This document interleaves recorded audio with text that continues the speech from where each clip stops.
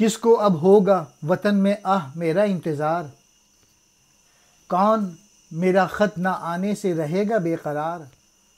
خاک کے مرقد پر تیری لے کر یہ فریاد آؤں گا، اب دعائے نیم شب میں کس کو میں یاد آؤں گا، تربیت سے تیری میں انجمن کا ہم قسمت ہوا، گھر میرے اجداد کا سرمایہ عزت ہوا، دفتر ہستی میں تھی زریں ورق تیری حیات، تھی سراپا دین و دنیا کا سبق تیری حیات، عمر بھر تیری محبت میری خدمت گر رہی، میں تیری خدمت کے قابل جب ہوا تو چل بسی، وہ جواں قامت میں ہے جو صورت سروے بلند، تیری خدمت سے ہوا جو مجھ سے بڑھ کر بہرہ مند، کاروبار زندگانی میں وہ ہم پہلو میرا، وہ محبت میں تیری تصویر وہ بازو میرا، تجھ کو مثل تفلک بے دست و پا روتا ہے وہ، صبر سے نا آشنا صبح و مسا روتا ہے وہ، تخم جس کا تو ہماری کشت جاں میں بو گئی، شرکت غم سے وہ الفت اور محکم ہو گئی، یہ دنیا یہ ماتم خانہ برنا و پیر، آدمی ہے کس طلسم میں دوش و فردا میں اسیر، کتنی مشکل زندگی ہے کس قدر آساں ہے موت، گلشن ہستی میں مانند نسیم ارزاں ہے موت، زلزلے ہیں بجلیاں ہیں قحط ہیں آلام ہیں، کیسی کیسی دختران مادر ایام ہیں، کلبہ افلاس میں دولت کے کاشانے میں موت، دشت و در میں شہر میں گلشن میں ویرانے میں موت، موت ہے ہنگامہ آرا قلزم خاموش میں، ڈوب جاتے ہیں سفینے موج کی آغوش میں، نہ مجال شکوہ ہے نہ طاقت گفتار ہے، زندگانی کیا ہے ایک طوق گل و افشار ہے، قافلے میں غیر فریاد درا کچھ بھی نہیں، ایک متاع دیدہ تر کے سوا کچھ بھی نہیں۔ علامہ اقبال کہتے ہیں والدہ کے انتقال کے بعد کہ اب وطن میں میرا اور میرے خط کا انتظار کون کرے گا، اور میرے خط کا انتظار اب کون کرے گا؟ اے ماں، یہ تیری تربیت اور پرورش کا نتیجہ تھا کہ آج جو مجھے عزت اور وقار ملا ہے، اور میرے خاندان کا جو دنیا بھر میں جو عزت بڑھی ہے وہ تیری تربیت کی وجہ سے تھی۔ اقبال کہہ رہے ہیں ماں، جب میں تیری قبر پہ آؤں گا تو یہ بتا کہ آدھی رات کے وقت اٹھ کے جو میرے لیے کوئی دعائیں کرتا تھا وہ اب کون کرے گا؟ آپ میرے لیے مائیں جو ہیں وہ رات کو اٹھ کے بچوں کے لیے دعائیں کرتی ہیں، پھر ماں کے لیے وہ کہتے ہیں کہ یہ جو آج میری عزت ہے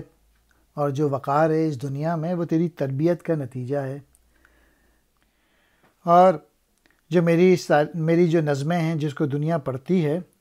اور جس کی وجہ سے پورے زمانے میں ہمارے خاندان کی عزت میں اضافہ ہوا ہے، یہ سب تیری وجہ سے ہوا ہے، اور اس دنیا میں تیری جو حیثیت ہے ایک سنہرے باپ کی حیثیت رکھتی ہے، اور عملاً تیری زندگی دین و دنیا کے حوالے سے ایک سبق کی مانند ہے۔ ساری عمر تو میری محبت اور شفقت سے سرشار میری تربیت میں کوشاں رہی، لیکن جب میں تیری خدمت کے قابل ہوا تو کتنے افسوس اور دکھ کی بات ہے کہ تو اس دنیا سے کوچ کر گئی۔ پھر علامہ اقبال اپنے بڑے بھائی کے متعلق کہتے ہیں کہ وہ جو تیرا بڑا بیٹا تھا، وہ جو کہ ہر وقت تیری خدمت کرتا رہتا تھا، وہ میری بنسبت تیری زیادہ دیکھ بھال کرتا تھا، یہ شخص جو میرا عزیز بھائی ہے اور شریک کار بھی ہے اور میرے لیے عملاً تیری محبت کا بدل، وہ میرے لیے ایک بازو کی حیثیت رکھتا ہے، وہ اب یقیناً تیری موت پر بچوں کی طرح رو رہا ہوگا، اسے صبر کس طرح آئے گا؟ ظاہر ہے صبح شام گریہ اس کا کام ہوگا، میں تو یہاں یورپ میں مقیم تیری یاد میں غم کر رہا ہوں، میرے لیے یہ درد ناقابل برداشت ہے، جبکہ میرا بھائی تو تیری موت کے حادثے کو اپنی نگاہوں سے دیکھ رہا ہے۔ لیکن اے ماں، تو نے ہم بھائیوں کے دلوں میں محبت کا جو جذبہ پیدا کیا تھا، اب تیرے غم کے سبب یہ جذبہ اور مضبوط ہو گیا ہے کہ یہ دکھ ہمارے مابین قدر مشترک کی حیثیت رکھتا ہے۔ پھر علامہ اقبال دنیا کے متعلق کہتے ہیں، یہ دنیا کیا ہے؟ یہ ہر جوان اور بوڑھے کے لیے ماتم کدے کی حیثیت رکھتی ہے، جبکہ انسان اس کی حقیقت کو سمجھ نہیں پا رہا۔ یوں لگتا ہے کہ وہ ابھی ماضی اور حال کے جادو میں اسیر ہے۔ زندگی اور موت کا اگر مقابلہ کیا جائے تو ایسا محسوس ہوگا کہ زندگی بسر کرنا بہت مشکل کام ہے اور موت آسان ہے، اور موت اس قدر آسان ہے جیسے کسی باغ میں نسیم یعنی ہوا چل رہی ہو۔ اس زندگی میں تو زلزلے، بجلیاں، قحط، آلام اور مصائب موجود ہیں، اور جو زمانے کی حیثیت ہے یہ ایک ایسی سنگ دل ماں کی طرح ہے جو اس نوع کی اولاد پیدا کرتی ہے۔ موت تو ایک ایسی حقیقت ہے جو افلاس و غربت کے تنگ و تاریک گھروں کے علاوہ جو دولت مند لوگ ہیں ان کو بھی نہیں چھوڑتی۔ موت بیاباں میں، صحرا میں، آبادیوں میں، باغات میں، ویرانے میں، یعنی موت سے کوئی نہیں بچ سکتا۔ اور موت تو ان پرسکون سمندر میں بھی موجود ہے جو کہ ہر نوع کے ہنگامے اور طوفانوں سے محفوظ سمجھے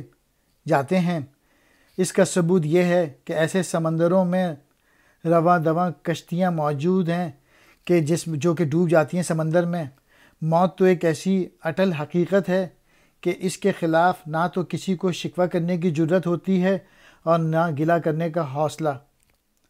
غور سے دیکھا جائے تو حیات انسانی ایک ایسے قافلے کے مانند ہے جس میں ایک انتہائی گھنٹی کے سوا ہر طرف خاموشی طاری ہے۔ یہاں انسان متاع محض آنکھ ہے جو آنسو بہاتی رہتی ہے۔ دعائے نیند شب، آدھی رات کی دعا، سروے بلند، سرو کا اونچا درخت، بہرہ بند خوش نصیب، تفلک بے دست و پا، بے بس بچے کی مانند، صبح و مسا، صبح و شام، کشتے جاں روح کی کھیتی۔ پیر کہتے ہیں بوڑھے کو۔ طلسم دوش و فردہ، ماضی اور مستقبل کا جادو۔ کلبہ افلاس، غریبی کی جھوپڑی، کاشانے محل کو کہتے ہیں۔ مجال شکوہ، شکوہ کی طاقت۔